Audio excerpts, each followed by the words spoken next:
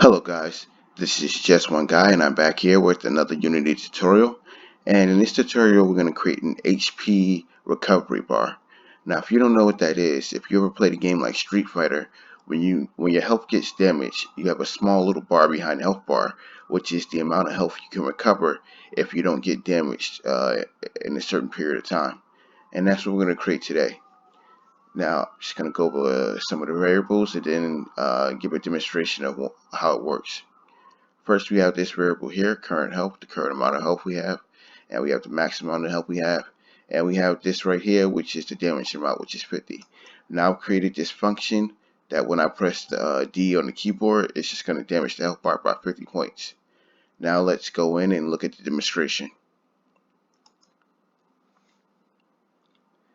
Now you can see I hit D there and it damaged the health bar by 50 points, and this green bar represents the amount of health that we can recover. Now we can now after a certain period of time of not being damaged, which is set to 5 seconds, it's going to start to recover that health.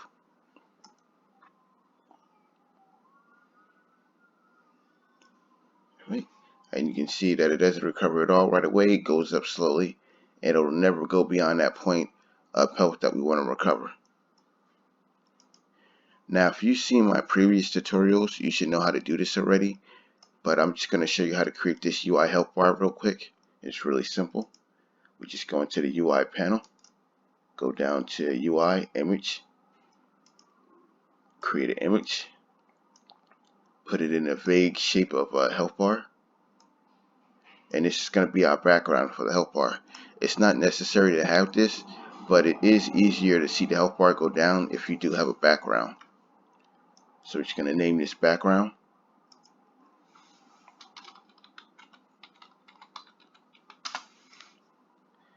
And we're just going to duplicate that and make the second background a child of the first background, and rename the second background to recovery bar. Now you are going to need a sprite for this. If you don't have a sprite, you can go to the asset store, the Unity asset store, and download a free sprite health bars. So I'm just going to go and get my green bar, and we're going to go down to image type, change that to filled, change the fill method to horizontal, and now you can see the fill amount controls how much of the health bar we have. We're going to be controlling the fill amount from the script. Now we're just going to go and duplicate that recovery bar, make it a child. Well, it's already a child of the background, so we're just going to name it health bar. And we're going to change that sprite to the red sprite. Now you can see we have a health bar with a recovery bar underneath. And that's how you make the UI health bar. Now I'm just going to delete that because we don't need it. We don't need it right now. And now we're going to go into this recovery health bar script, and I'm going to show you how everything works. And now we're back in the script, and the first thing we want to do is put using unityengine.ui, and that gives us access to all the UI specific variables like image. And that's the first variable we have in the script, which is a public image health bar. The health bar is the image of the health bar, and we need this to control the fill amount. The fill amount controls how much of the health bar is shown, and we're going to control that from the script. It'll always be between 1 and 0. Next, we have the recovery bar, which is the image of the recovery bar, and we use it for the same function as the health bar to control the fill amount, so we control how much of the recovery bar is shown. Next, we have the current health, which is self-explanatory, the current amount of health that the character has. And we have the maximum amount of health that the character has, which is underneath. Then we have the health bar length. This is a number between 0 and 1 that controls how much of the health bar is shown. We hook the health bar length into the image fill amount, and that's how we control how much of the health bar is shown. Next, we have recovery bar length, which is the same as health bar length except for recovery bar. Next we have recover health. This is how much health we can recover after we're damaged. Then we have recovery countdown, which I'll get to in a minute. And we have recovery timer. Recovery timer controls the small pauses in between the health regenerating. So when your health is going up, these controls how long the pauses should be between each regeneration. And we have a countdown timer right here, which is just a countdown to this timer right here. Now you can use coroutines instead of countdown timers, but I find it easier to use countdown timers because when I use coroutines, it always has unintended side effects. So, but it will be a lot simpler when you're coding, just to code in coroutines instead of countdown timers. But I've chosen countdown timers, as I said before, because it avoids a lot of unnecessary errors that I get. Next, we have the recovery amount. When we're regenerating by those small pauses that go up, this is the amount of health that we can recover with each pause. Next, we have can recover. This controls after you're damaged. This lets the script know when you're able to recover. Then we have the can recover timer, and we have the can recover countdown. The can recover countdown controls the amount of time it takes after you're damaged before you can start to heal up, because you wouldn't want the character to just start healing right after they're damaged. You want to take a little bit of time and then the character starts to heal. This controls how much time it is. And last, we have the damage amount, and that's just simply the amount of damage you want to do to the health bar.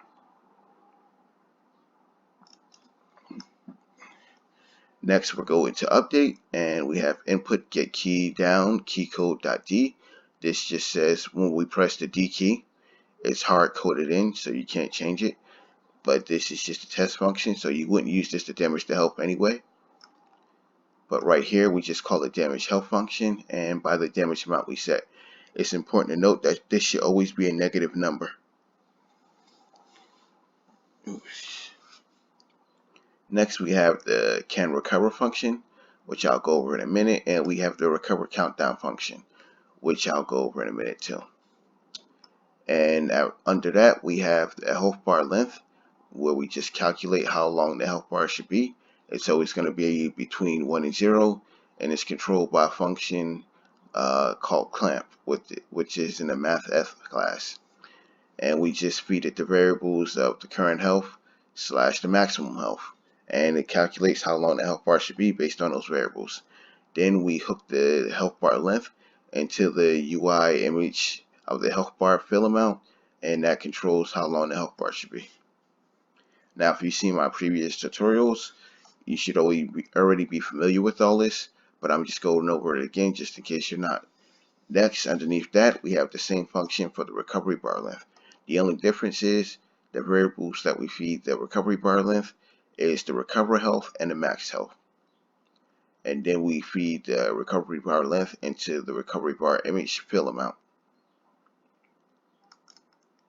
The function under that we have is damage health. Now that takes a parameter amount, which is the amount of damage you want to do. I want to say this again, that the amount of damage should always be negative. If you want to do 10 damage, don't put in 10, put in negative 10. And if you put in a positive number, it's just going to heal a health bar. Now, if you, it says current health plus equals the amount, and since the amount is negative, it's going to be subtracting it from the current health. Then we have this variable right here, which is yellow add. When I play games, the recovery bar is always yellow, so that's why I named it yellow add. This calculates how long should the recovery bar be, or how much health can we recover. Now, since we're always going to have a negative number, we want to turn that into a positive number. So we say the amount times -2. So that's essentially saying the negative amount plus the amount times 2.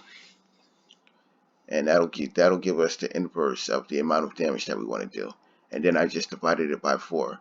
If you want to change how much health is able to be recovered, you just change this number right here. But what this function is essentially saying is how much health can we recover is 1/4 of the amount of damage that was done. And right here, it just prints out that amount, just to let you know how much it is. You can erase this if you want to. It's not vital to the script. And underneath that, we just set the recovery bar to be the current amount of health we have plus 1/4 of the 1/4 of the damage that was done. Next, we have the recovery amount, which is the same thing right here. We're changing the amount of damage done into a positive number instead of a negative number, and then we're dividing it by 10th. So when your health starts to recover by those little pauses, each pause is going to recover 1/10 of the health. Now, if you want to change it to be 1/5 or less or more, you change this number right here. But it's important you do not change this right here, because this changes the amount of damage into a positive number. This 10 right here is the 1/10 amount. So if you want to change it, you change this right here. The same goes for this right here. Don't change this right here because it changes the amount of damage into a positive number. If you want to change how much health can be recovered, you change this 4 right here. And at the end of the function, we just reset the can recover health to the amount of time that you want to set before the character can start recovering again. And this is right here because if the character gets damaged, you don't want them to recover right away. You want to have a little pause, and then the character, if it's not damaged again, they can start to recover. So this resets it. So if the character gets damaged again before that little pause is up, they'll have to start the recovery timer all over again. Next, we have camp recovery, and it just says, hey, if that little pause is in effect, do the countdown for the pause, and while that pause is in effect, we can't recover. Now it just says if that pause is not in effect, if we already waited the time after we were damaged, then we can recover. And it just prints out a little message to let you know that you can recover. Again, this is not vital to the script. You can delete it if you want to. The next function we have is recovery countdown, and this is the function that controls the little pauses when you heal up, when you start to recover, the little pauses in between. And it just says, hey, if we're doing a little countdown, it's a simple countdown timer, and it just says if the recovery health is below the current health, then start the countdown timer. This is just so we don't waste time, resources calculating something we don't need to. It just starts the countdown timer. Starts the countdown only if the recovery bar is left less than the current health. Next, we have we go down here and we start the recovery process. If we have already waited that little pause, and this controls the health, making sure that you can't heal up beyond the recovery health bar. And it just says if the recovery amount is greater than the recovery bar that we have left, then just heal the rest of the recovery bar. If that's not true, then heal the recovery amount. And then it resets the pause, so you take those little pauses in between recovering. And that's about it.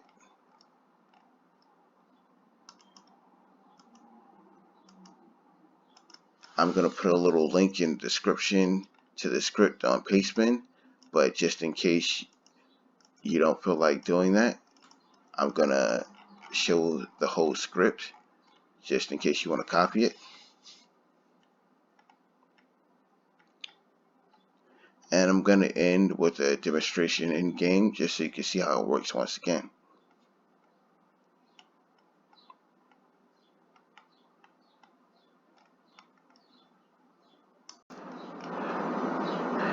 Okay, now we're back in game, and I've hit the debug button just so we can see all the variables, all the private variables, just so you can see how it fully works. Now if I hit play and I hit D, you can see it damages the health bar. And right here, with our calculation, we did 50 damage to the health bar, and the amount of health we can recover is 75. That's because we have the amount of health that we already have, which is 50 left, plus one fourth, I believe it is, which is 25. So we can recover 25 points of health. And that's the amount right here.